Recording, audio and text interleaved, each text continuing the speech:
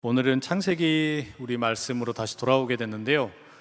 창세기 36장 전체 말씀 통해 가지고 야곱의 형인 에서의 이야기, 에서의 집안의 족보에 얽힌 이야기를 좀 나누도록 하겠습니다. 제목을 이렇게 정해봤어요. 하나님과의 관계에서 실패한 성공한 남자. 좀 제목이 길죠? 한번 읽어보시겠습니다. 함께 시작. 하나님과의 관계에서 실패한 성공한 남자. 네, 실패했는데 성공했다. 뭐가 실패했고 뭐가 성공했나, 이런 내용을 좀 함께 나누도록 하겠습니다. 예, 저희가 한여름밤에 특별한 브릿지 54주 끝나고 나니까 오늘 또 비가 많이 오고 그래가지고 오늘 좀 적게 오신 것 같아요. 네, 우리 10교구에 우리 강치사님 부부 두 분이 이렇게 그냥 외롭게 그냥 앉아 계셔가지고 아유, 저 섬처럼 이렇게 계셔서 아우 가슴이 아파요. 10교구 다 어디 가셨어? 그래. 네. 10교구 힘내라고 박수 한번 보내주세요. 네.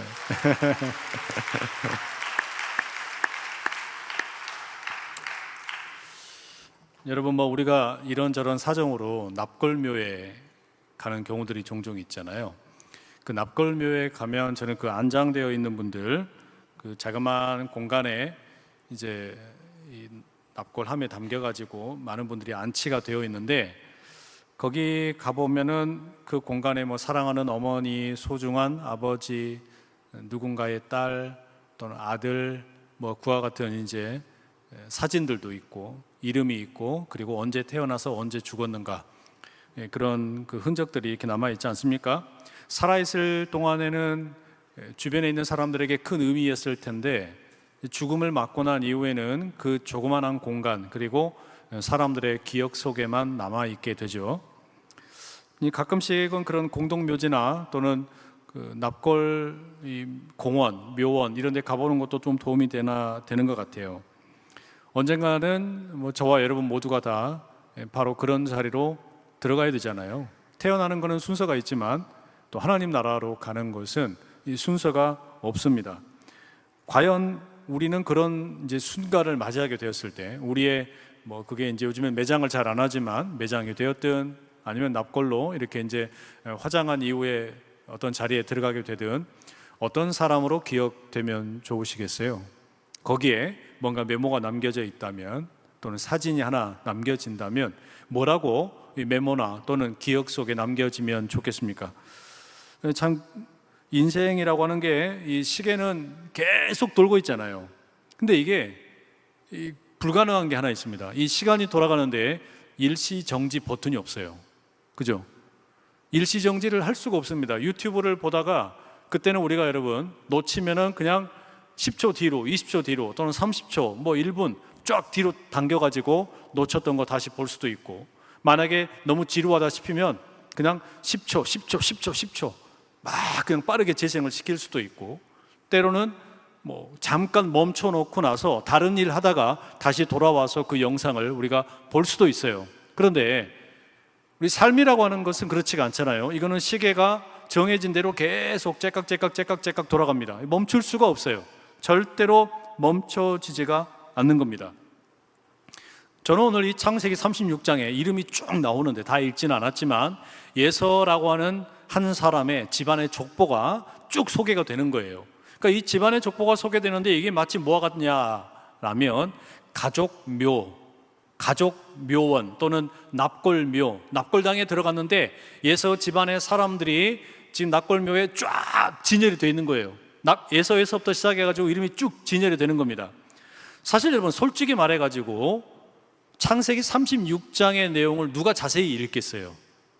창세기 36장에 수많은 그 예서의 후손들의 이름이 나열이 되는데, 이거를 여러분 어지간히 성경 자세히 읽지 않는 사람들 같으면 그냥 스킵하고 넘어가는 거예요.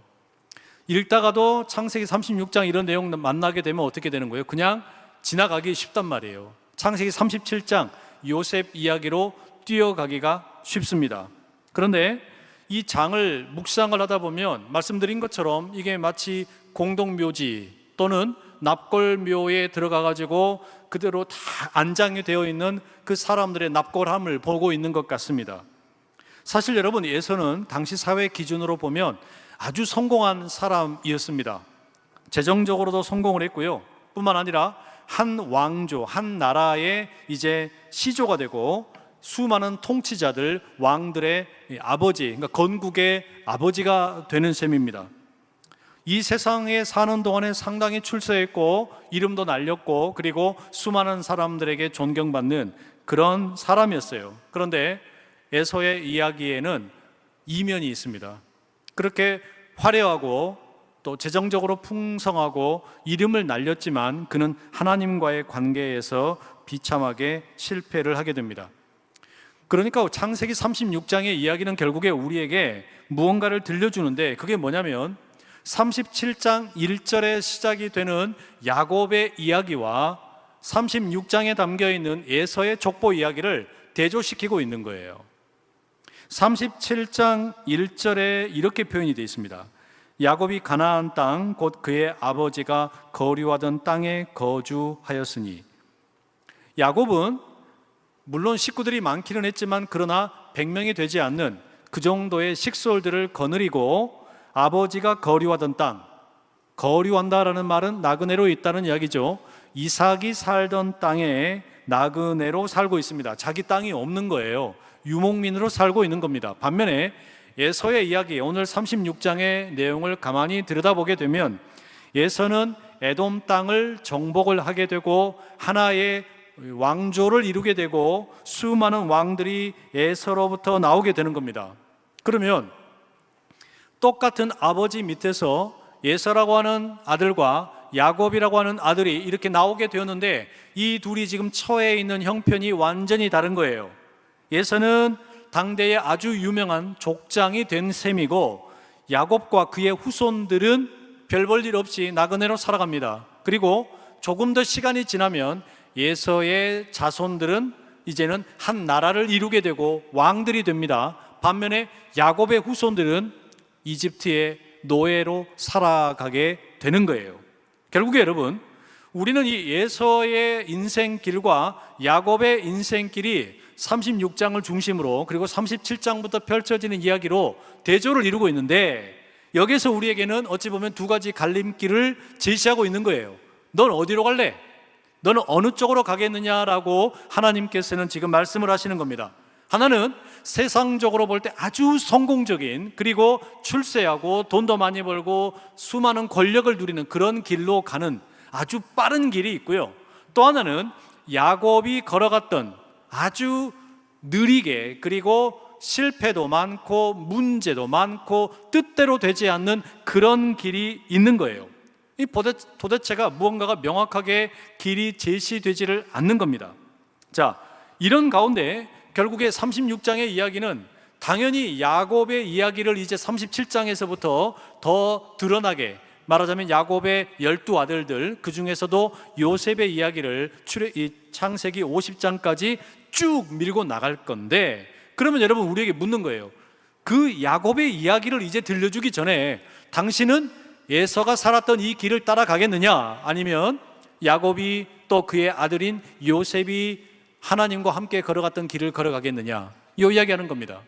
그러면 오늘 우리가 본문 이 36장 전체의 내용에서 몇 가지를 좀 생각을 해볼 게 있어요. 그게 뭐냐면, 에서가 이 세상의 기준으로 보면요 너무너무 잘 나갔어요. 엄청나게 성공적인 삶을 살았는데 그럼에도 불구하고 그것이 하나님의 복이 아니다. 그게 하나님의 복이 아니다. 그것을 요약을 해가지고 딱 세 가지로 말씀을 드릴게요. 첫 번째는요, 세상이 보기에 아름다운 가족이 하나님께 복을 받은 가족은 아니다. 세상이 보기에 넘치는 복을 받은 가정이 하나님으로부터 복을 받은 것은 아니다. 이 이야기를 우리에게 먼저 들려주는 겁니다. 2절과 3절 함께 같이 한번 읽어보실게요. 시작. 에서가 가나안 여인 중 헷 족속 엘론의 딸 아다와 히위 족속 시브온의 딸인 아나의 딸 오홀리바마를 자기 아내로 맞이하고 또 이스마엘의 딸 느바요스의 누이 바스맛을 맞이하였더니, 여러분, 이게 에서가 이제 결혼을 하는 내용이에요. 지금 여기에 보면은 에서의 아내로 3명이 언급이 됩니다. 그죠? 3명이 언급이 되는데, 아브라함이 자기 아들이었던 이삭에게 이제는 결혼을 시키기 위해서 엘리사벳, 엘리에셀, 자기 몸종에게 이제 이삭의 아내를 구해라 라고 이렇게 이제 보내면서 뭐라고 말합니까? 가나안의 여인들 중에서는 이삭의 아내를 구하지 말아라. 절대로 가나안의 여성들 중에서는 이삭의 아내를 구하지 않도록 명령을 했어요. 그런데 에서의 경우에는 어떻게 하냐? 할아버지인 아브라함의 이 경고를 완전히 무시해 버리죠. 누구를 택하는 겁니까? 자기 아내로 가나안 족속 중에서 아내를 택하는 거예요. 그리고 거기에서 2명을 택하고요. 나중에는 이제 아브라함의 이제 라이벌, 아브라함이 이제 낳았던 이스마엘의 후손 중에서 또 다른 아내를 취하게 됩니다. 그러니까 에서는 자기 할아버지가 금지했던, 할아버지가 가로막았던 결혼에 대한 어떤 그 규정, 가나안 땅의 여인들과 결혼하지 말라고 하는 것을 정면으로 어겨버린 거예요. 게다가 또 하나 아주 이 에서의 이야기에서 흥미로운 건 뭐냐면, 에서의 아내들 중에는 불임이 한 명도 없어요. 그죠? 에서의 아내들에 대해서는 아이를 낳지 못했다, 이런 성경의 기록이 전혀 없습니다. 아브라함과 이삭과 야곱의 경우와 비교하면 너무 대조가 돼요. 아브라함의 아내였던 사라는 불임이었죠. 아내를 낳을 수가 없었어요. 그러니까 얼마나 마음고생을 많이 했습니까? 아주 그냥 엄청나게 마음고생을 했어요. 이삭의 아내였던 리브가 역시 마찬가지입니다. 하나님께서 약속을 주셨지만 리브가가 20년 동안 아이를 갖지를 못했어요. 불임이죠. 엄청나게 아이를 갖기 위해서 매달리고 또 매달렸어요. 야곱의 경우는 어떻습니까? 야곱이 제일로 사랑했던 아내인 라헬 역시 임신을 하는데 엄청나게 어려움을 겪었어요. 불임이었어요. 자, 이걸 뭘 말하는 거냐? 아브라함과 이삭과 야곱의 집안에서는 이상하게 여성들이 다 불임이야. 임신이 안 돼. 그런데 에서의 경우에는 3명의 아내가 있었는데 이 3명의 아내가 아무 문제 없이 아들만 순풍순풍 잘 낳았어요. 아들을 5명 낳고 그 다음에 딸도 여러 명 낳았다라고 36장 4절에서 6절에 이렇게 쭉 나열이 되어 있는 겁니다. 여러분, 이게 가만히 봐보세요. 아브라함이나 이삭이나 야곱은요, 하나님이 주신 약속이 있잖아요. 뭐라고 그러셨어요? 내가 너를 큰 민족이 되게 해줄게. 그 민족이 엄청나게 커져가지고 세상 모든 민족이 너를 통해서, 너의 후손들을 통해서 복받게 해줄게. 약속은 주셨어요. 그런데 지금 당장 뭐가 없는 거예요? 아들이 없어. 자식이 없는 거예요. 아니, 뭐 이런 말도 안 되는 경우가 있습니까? 반면에 에서는 자기 힘으로 하나님을 찾을 필요가 없어요. 자기 힘으로 승승장구하는 겁니다. 하나님을 찾을 필요가 없어요. 애를 이렇게 잘났는데 무슨 하나님을 찾을 필요가 있겠습니까? 결국에 에서가 걸어가는 길은 자기 힘으로 인생의 모든 문제를 해결하고 있는 세상의 일반적인 자연인, 세상에 일반적으로 살아가는 사람들을 대표하고 있는 거예요. 하나님 없이도 세상에서 내가 제일 잘 나가 이러고 있는 거예요. 조금 웃어주니까 좋네요. 그러니까 여러분, 아브라함과 이삭과 야곱의 경우와 에서의 경우에 자녀를 낳는 것만 봐도 완전히 다르죠. 그죠? 아브라함이나 이삭이나 야곱은 불임이었기 때문에, 그게 아내 때문인지 남편 때문인지 그 이유는 모르지만 여하튼 아이를 낳지 못하는 상황이었기 때문에 간절하게 매달렸어요. 하나님이 약속을 주셨지만, 하나님으로부터 분명한 약속의 말씀을 받았지만 이 약속의 말씀이 지금 자기들의 현실에서 이루어지지 않기 때문에 매달리고 간절하게 매달렸잖아요. 그죠? 그리고 그 가운데서 하나님은 아브라함이나 이삭이나 야곱이 거의 벼랑 끝에 이르렀을 때 비로소 응답을 해주시는 겁니다. 그때 하나님께서 어떻게 나타나십니까? 엘샤다이, 전능하신 하나님으로 나타나셔가지고 그야말로 모든 것을 가능하게 하시는 하나님이신 것을 아브라함에게 훈련시키시고 이삭에게 훈련시키시고 야곱에게 훈련시키시는 그 이야기가 지금껏 내려왔던 거잖아요. 그러면 여러분, 세상의 기준으로 볼 때 예서는요, 사실 이 가족들이 너무나 완벽해요. 부족한 게 전혀 없어요. 오늘날로 이야기하면 예서의 집안은요, 재벌 집안에 해당하는 겁니다. 삼성 아들이 이중 국적자인데 해군 장교로 입대한다고 아마 뭐 그랬나 봐요. 그리고서 그 미국 시민권을 포기하기로 뭐 했다고 뉴스에 막 나오더라고요. 아니, 저희 아들이 그 이야기를 지네 엄마하고 이야기하는 걸 제가 들었어요. 근데 그러면서 뭐라고 하냐면, 와, 엄마, 이거는 노블리스 오블리주지, 노블리스 오블리주지 막 이러더라고요. 아, 재벌이 이래야 된다고 이러면서. 그러니까 그 뭐가 있는 거냐면, 아, 이렇게 가지고 있는 게 많은 사람이 이렇게 멋있게 한다. 아니, 그 돈 많은 사람이 그렇게 또 세상에서 이렇게 막 그냥 떵떵거릴 수 있는 재력이 있는, 그 사회적인 지위가 있는 사람이 그렇게 하니까 멋져 보이잖아요. 예서의 집안이 그렇다니까요.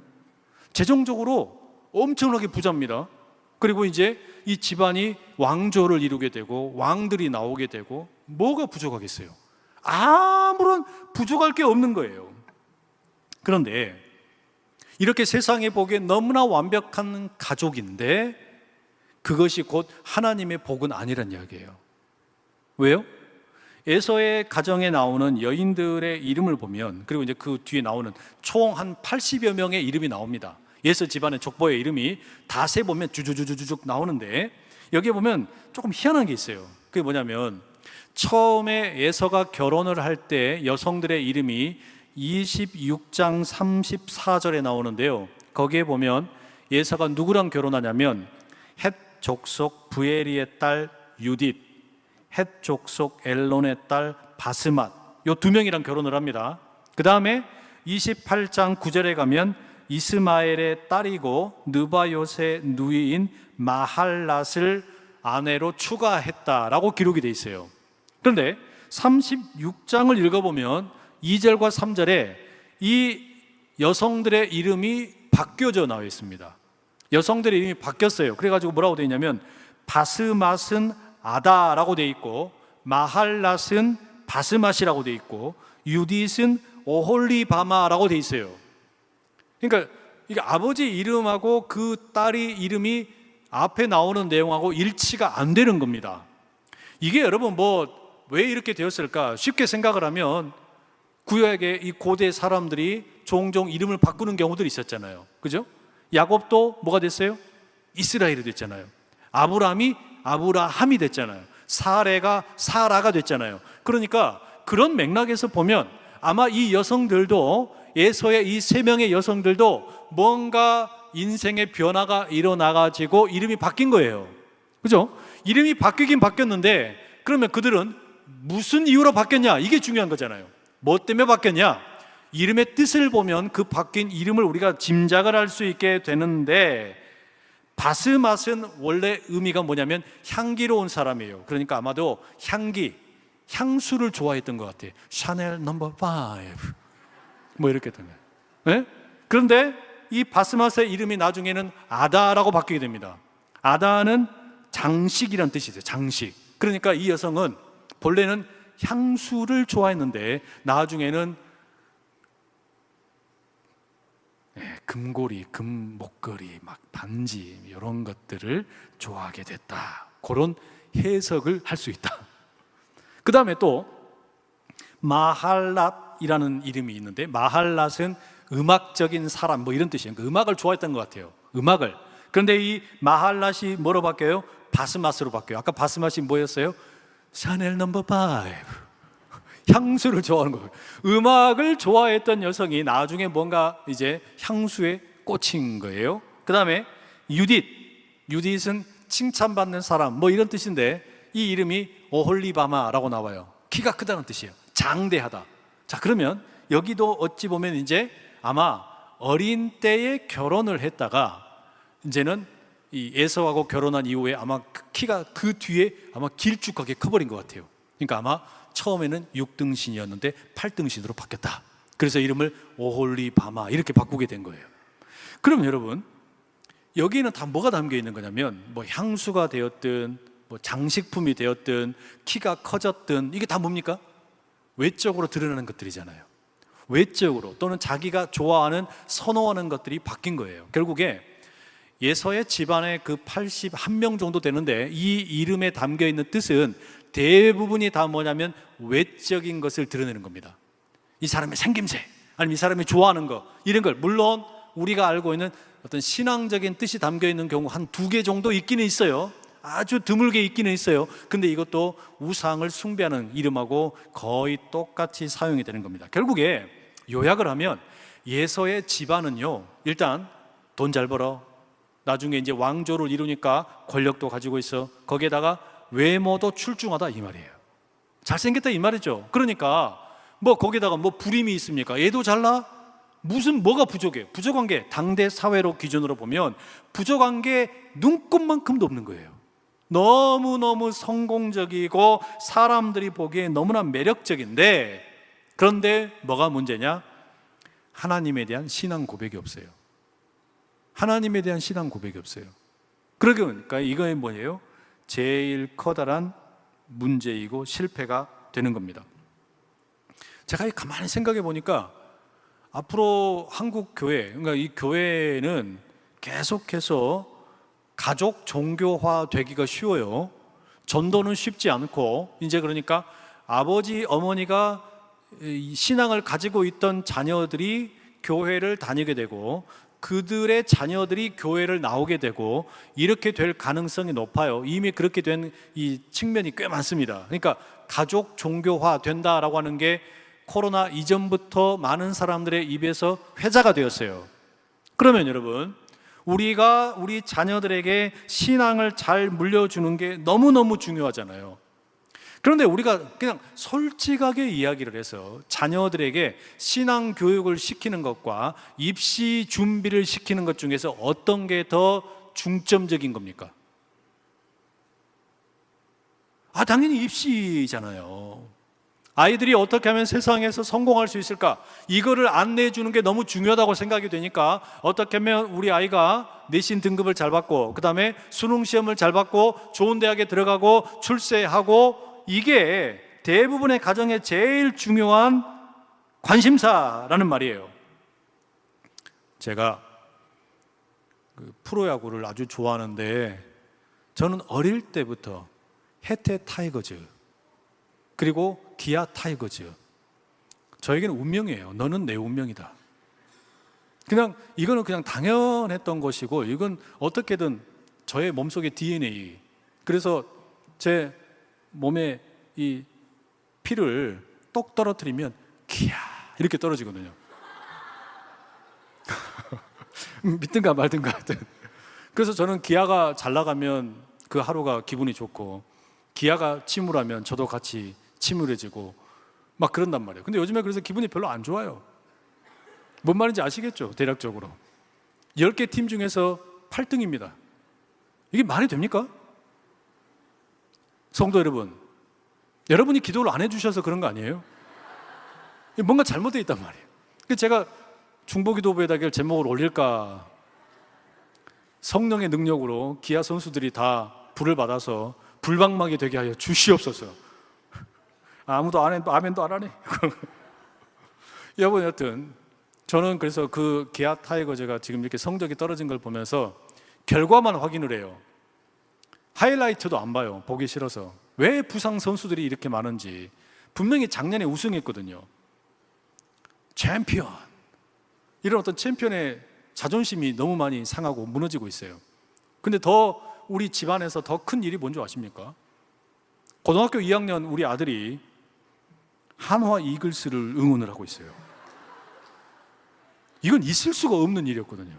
제가 도저히 이거는 받아들일 수가 없었어요. 심지어는 그 고등학교 2학년 여름방학이 엄청 짧잖아요. 그 여름방학 짧은 기간에 자기가 친구들이랑 같이 전라도 광주를 가겠다고 그러더라고요. 그걸 왜 가냐 그랬더니 야구를 보러 간대요. 그때 제가 쾌재를 불렀죠. 드디어 얘가 회심을 했구나. 드디어 이제 한화가 아니라 기아를 응원하기 위해서 광주로 가는구나. 기아 챔피언스 필드에 가서 기아 경기를 이제 직관을 하려고 하나 보다 생각을 했어요. 알고 보니까 한화 이글스랑 기아랑 경기하는데 한화 응원하러 광주까지 간다는 거예요. 이건 뭔가 잘못됐잖아요. 제가 가슴을 쳤습니다. 이게 너무 큰 잘못이다. 이게 뭡니까 여러분? 다음 세대를 전도하는 게 이렇게 힘들어요. 어릴 때 아무것도 모를 때 이 조기 교육을 시켜가지고 기아 타이거즈를 전도를 해서 그 삶이 저와 함께 할 수 있도록 했어야 되는데, 제가 그래서 얼마나 지금 이 후회 막급입니다. 얘가 학교 갔다가 들어오면서 저를 막 불러요. 아빠 아빠 그러더니 실실 웃고 들어오더라고. 왜 그랬더니 한화는 이겼고 기아는 졌다. 이걸 그래서 제가 이제 이제는 이미 틀렸구나. 그래, 각자 길을 가자. 여러분, 우리가 자녀들에게, 다음 세대에게 복음을 전하는 게 참 어려운데요. 가정에서도 그냥 우스갯소리로 드린 이야기지만 우리 자녀들에게 뭔가 이게 스포츠 응원하는 팀 하나 같이 이렇게 공유하는 거, 이거 여러분, 이거는 실패할 수 있어요. 이거는 실패할 수 있잖아요. 그러나 하나님을 섬기는 믿음의 가정을 이루는 일에 있어서는 우리 모두가 절대 실패하지 않기를 간절히 축복합니다. 그 다음에 두 번째, 이 에서의 집안 너무너무 멋있어 보이는데 여기에 하나님이 주시는 메시지가 있어요. 그게 뭐냐면 물질적인 번영이나 정치적인 힘이 영적인 번영은 아니다. 그러니까 물질적인 성공이나, 그러니까 재정적으로 부자가 되는 것과 정치적으로 힘을 갖는 것이 영적인 번영은 아니다. 여러분, 예서의 이 가족에 함께 다 모여있는 이 공동묘지에 그 납골묘에 묻혀있는 그 사람들의 이름을 쫙 스캔을 하면서 배우는 게 뭐냐면요, 예서가 진짜 부자가 됐던 거구나, 그리고 엄청난 권력자가 되었구나, 이걸 깨닫잖아요. 예서는 야곱과 재회를 한 뒤에, 그러니까 20년 만에 재회를 하는데 야곱과 에서가 둘 다 상당히 많은 재산을 거느리고 있었고 가축들이 많았기 때문에 함께 살 수가 없었어요. 그래서 에서가 이동을 합니다. 어디로 가냐? 동쪽으로 가는데, 에서가 그렇게 이제 이주를 하게 된 것 자체는 나쁜 게 아니죠.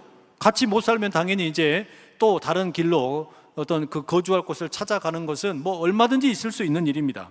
심지어 에서가요, 사람이 꽤 괜찮아요. 왜 괜찮냐? 에서는 어찌 보면 피해자 아닙니까? 자기 동생인 야곱에게 뒤통수 맞아가지고 장자권의 축복을 뺏겨버리고, 그 야곱이 20년 만에 돌아왔을 때 어떻게 합니까? 자기 사병을 거느리고 가가지고 해코지를 할 수 있고 복수를 할 수 있었는데 복수 안 한 거예요. 괜찮은 사람이잖아요. 얼마나 그럴듯한 사람입니까? 상당히 괜찮은 겁니다. 게다가 야곱은요, 자기 형 만나는 게 너무 두려워가지고 어떻게 했습니까? 선물을 그냥 선물 공세를 해가지고 자기 형에게 다 갖다 줬어요. 제일 앞에 엄청나게 많은 선물을 들이밀었단 말입니다. 그랬더니 에서가 뭐라 그래요? 야곱아, 너 뭐 이런 걸 이렇게 형한테 주냐? 고맙다. 이렇게 하고 다 받은 게 아니라 고스란히 그대로 돌려줍니다.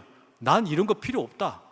이거 주지 않아도 나는 얼마든지 잘 산다. 이렇게 이야기하는 거예요. 그러니까 야곱아, 너의 양과 소와 가축과 종들은 다 네가 그대로 가져라. 괜찮잖아요. 복수도 안 해. 거기에다가 욕심도 안 부려. 이거 얼마나 괜찮은 사람입니까? 그런데 문제가 뭐냐? 이 에서에게 뭐가 없었는 줄 아세요, 여러분? 마음씨도 괜찮고 용서할 줄도 아는데 이 에서에게 없었던 게 뭐냐면요, 영적인 비전이 없었어요. 영적인 비전이 없었어요. 하나님께서 아브라함에게 주신 비전이 뭡니까? 가나안 땅을 내가 너와 너의 후손들에게 주겠다는 거잖아요. 그 영적인 비전을 보는 눈이 까막눈이었다는 이야기예요. 여기에 대해서 전혀 관심을 갖지 않았던 겁니다. 그래서 하나님이 아니라 자기 자신이 보기에 좋은 쪽으로 간 거예요. 그래서 어디로 간 겁니까? 그냥 에돔 땅으로 찾아간 겁니다. 다시 말하면 에서는 물질적으로는 어마어마하게 부자였지만 영적으로는 형편없는 사람이었어요. 아주 나이스한 사람이었고 꽤 괜찮은 사람이었고 성품도 괜찮았는데, 그런데 그는 영적인 면에 있어서는 완전히 밑바닥이었다는 이야기입니다. 어쩌면 에서는요, 오늘날로 이야기하면요, 하나님 없이도 착하게 잘 사는 사람이에요. 착하게 부유하게 잘 사는 사람입니다. 우리 주변에도 그런 사람들 있잖아요. 교회 안 다니지만, 예수 안 믿지만 너무 착한 사람들이 있어요. 그리고 부자예요. 세상에 보기에 권력도 쥐고 있어요. 그런데 뭐가 없는 겁니까? 영적인 비전이 없는 거예요. 하나님을 볼 수 있는 눈이 없어요. 그래서 결국에 뭐밖에 없어요? 내 눈에 보이는 이 세상의 전부인 거예요.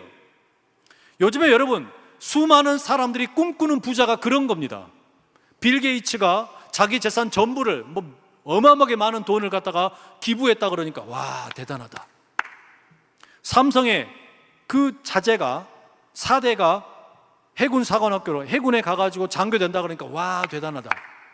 박수 친단 말이에요. 근데 거기에 예수가 있냐고요. 거기에 예수가 있느냐라고 물어보는 것을 안 해요. 근데 우리는 거기를 뭐라고 생각합니까? 나도 저렇게 되고 싶다. 나도 부자 되고 싶다. 나도 저렇게 멋지게 착하게 되고 싶다. 그런데 뭘 잃어버린 거예요? 수많은 사람들이 지금 에서의 길을 따라가는 겁니다. 하나님이 주시는 영적인 비전이 없어요. 영적인 눈을 뜨지를 않는 거예요. 예수님께서 요한계시록 3장 17절에 보면 라오디게아 교회를 향해서 이렇게 말씀하셨어요. 네가 말하기를 나는 부자라 부요하여 부족한 것이 없다 하나 네 곤고한 것과 가련한 것과 가난한 것과 눈먼 것과 벌거벗은 것을 알지 못하는도다. 라오디게아 교회도 똑같았어요. 돈도 많아. 엄청나게 부자예요. 그런데 뭐가 없어요? 영적인 비전이 없는 거예요.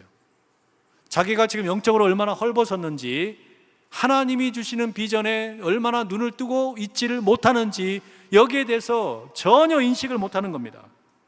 여러분, 물질적으로 우리가 복을 받았다면 그 복을 받은 것 때문에 영적인 눈이 감기면 안 되잖아요.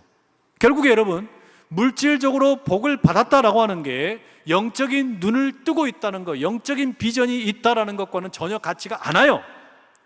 착하게 부자로 사는 것이 하나님의 비전 없이 사는 것보다 더 나으냐? 여기에 대해서 우리 스스로는 물어봐야 된다 그 말이에요. 예수 믿는 자로서. 게다가 이 에서와 그의 후손들은요, 말씀드린 것처럼 어마어마한 권력을 쥐고 있는 사람들입니다. 한 왕조를 이루게 되고 통치자가 나오고 왕들이 나옵니다. 그래서 36장 31절에 이렇게 기록되어 있어요. 함께 읽어보실게요. 시작. 이스라엘 자손을 다스리는 왕이 있기 전에 에돔 땅을 다스리던 왕들은 이러하니라. 이게 무슨 이야기입니까? 하나님께서 아브라함과 이삭과 야곱에게 언약을 주셨잖아요. 너희들을 통해서 한 나라가 만들어지고 수많은 사람들이 복을 받을 거다. 나라가 생기고 왕이 생길 거라는 이야기인데, 결론적으로 보면 야곱과 그의 후손들은 그야말로 완전히 따까리 인생, 지금 이집트에서 노예로 살고 있고 이렇게 그냥 별 볼 일 없게 살고 있을 때요, 에서의 집안은요, 왕으로서 통치하고 다스리는 너무너무 멋지게 살아가는 거예요. 그런데 이 둘을 비교해 놓고 보면 누가 하나님의 복을 받았다고 생각을 하겠습니까? 누가 하나님의 선택받은 민족이라고 생각을 하겠어요? 당연히 에서, 에돔 사람들이라고 생각 안 했겠어요? 딱 그 당대의 기준으로 보면 이거는 너무나 비교가 되는 겁니다. 그잖아요.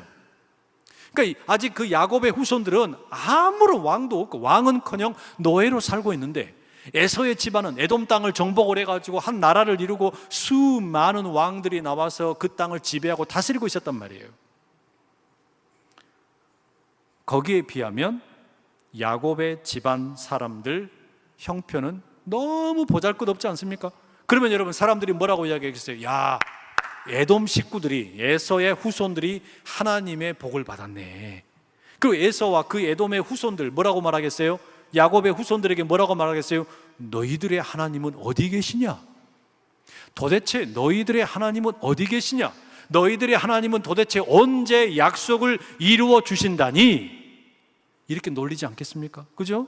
그래서 여러분, 실제로 에서의 후손들이 에돔이라고 하는 왕국을 이루게 되었을 때, 이제 모세가 이끌고 나온 이스라엘 백성들이 이제 이 가나안 땅으로 가기 위해서 광야를 지나갈 때 에돔 땅을 지나가야 했거든요. 에돔 땅을 지나갈 때 얼마나 커다란 이제 방해를 받는지 몰라요.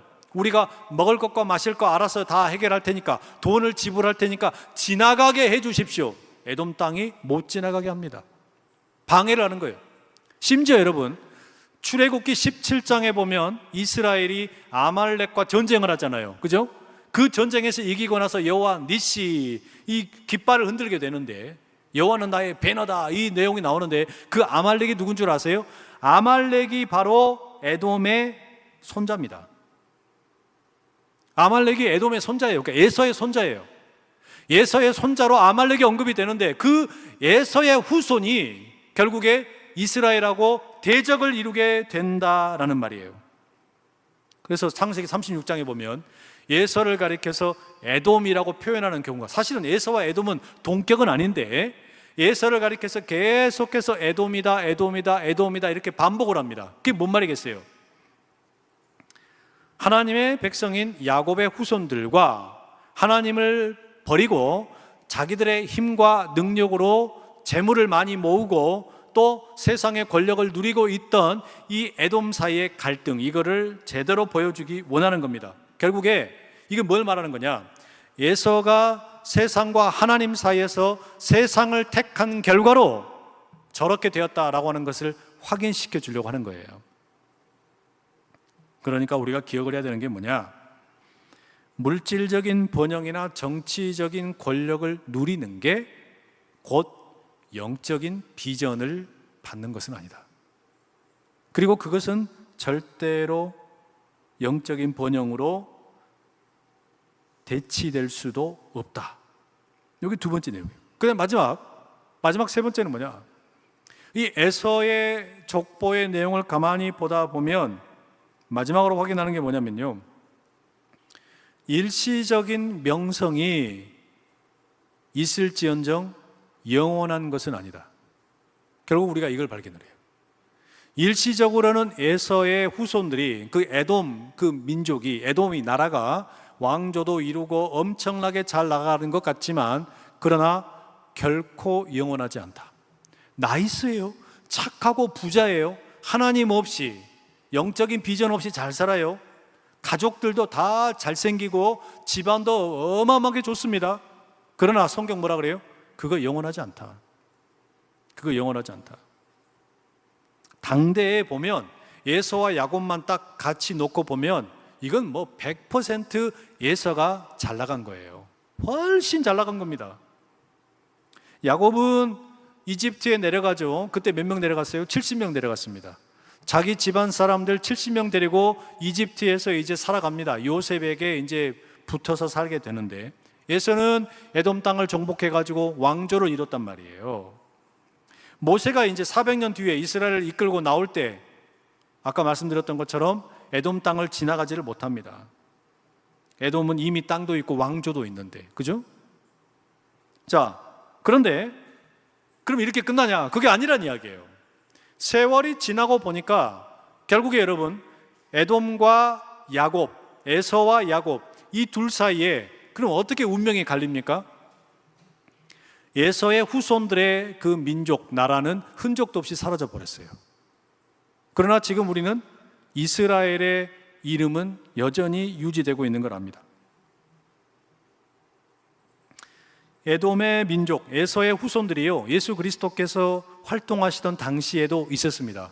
그때 에서의 후손이 누구로 많이 나오냐? 그 대표적인 인물이 이두메인입니다. 이두메인의 대표적인 인물이 누군 줄 아세요? 신약 성경에 가면 헤롯 대왕, 그리고 헤롯 안티파스, 이들이 대표적인 인물이에요. 여러분, 헤롯 대왕이 뭐한 사람이었습니까? 헤롯 대왕은 아기 예수님이 태어났을 때 베들레헴 인근에서 2살 이하로 남자아이들 다 죽였잖아요. 그죠? 그러니까 이게 결국은 에서와 야곱의 싸움이 신약 성경에 내려와서 그 후손들 헤롯과 예수 그리스도의 싸움으로 이어지게 되는 거예요. 그리고 헤롯 안티파스가 누구냐? 헤롯 안티파스는 세례 요한의 목을 쳤던 사람입니다.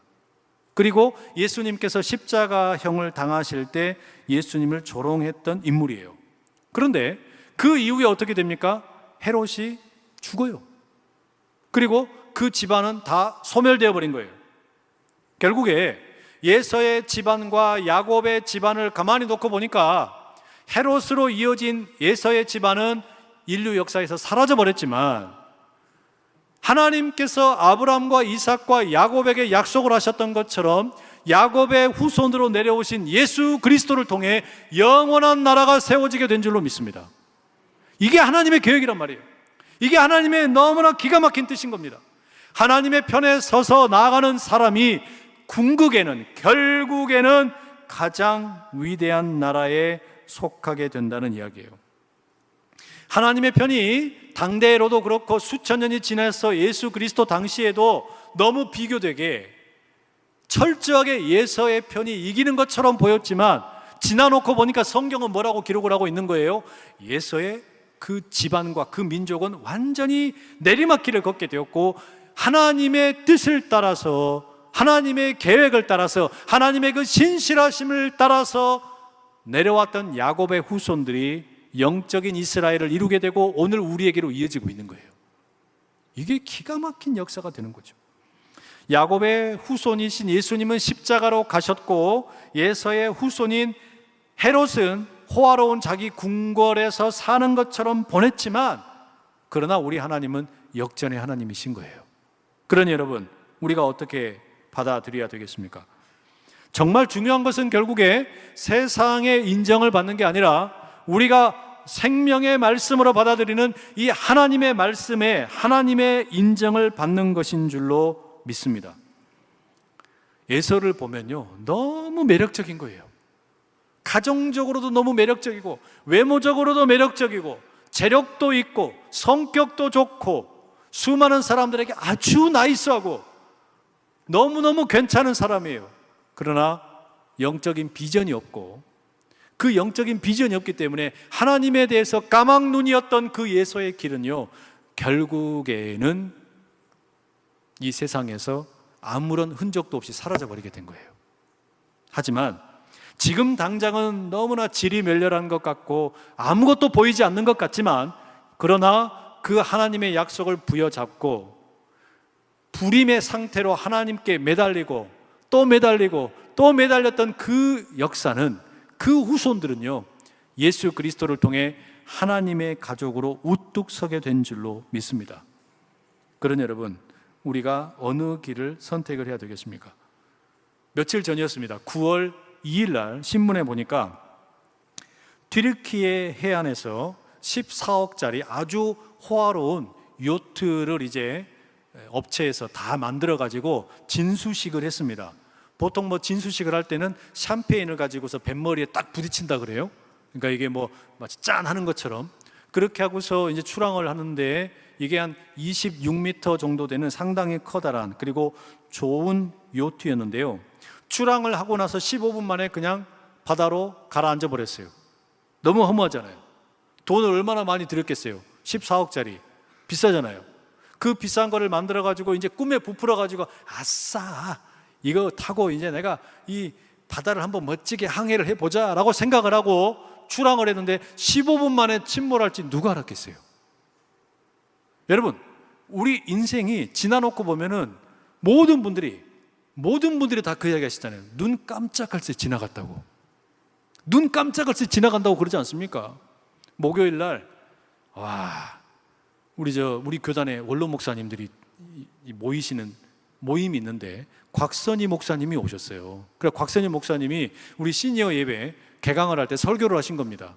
이분이 33년생인가 그러시더라고요. 93세인가 그래요.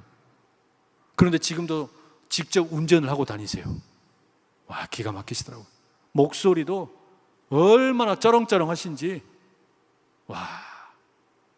근데 거기에 보니까 93세 목사님도 계시고 90세 목사님도 계시고 얼마나 다들 정정하신지 깜짝 놀랐어요. 근데 뭐라 그러시냐면요, 세월이 금방 가 금방 가 그러니까 저보고 물으신 거예요. 뭐라 그러시냐면, 이게 안산제일교회 온 지 얼마 됐냐고. 10년 됐습니다. 금방 갔지 그러시더라고요. 금방 갔지. 제가 어떻게 하셨어요? 이렇게 물어보려다가 진짜 금방 간 것 같아요.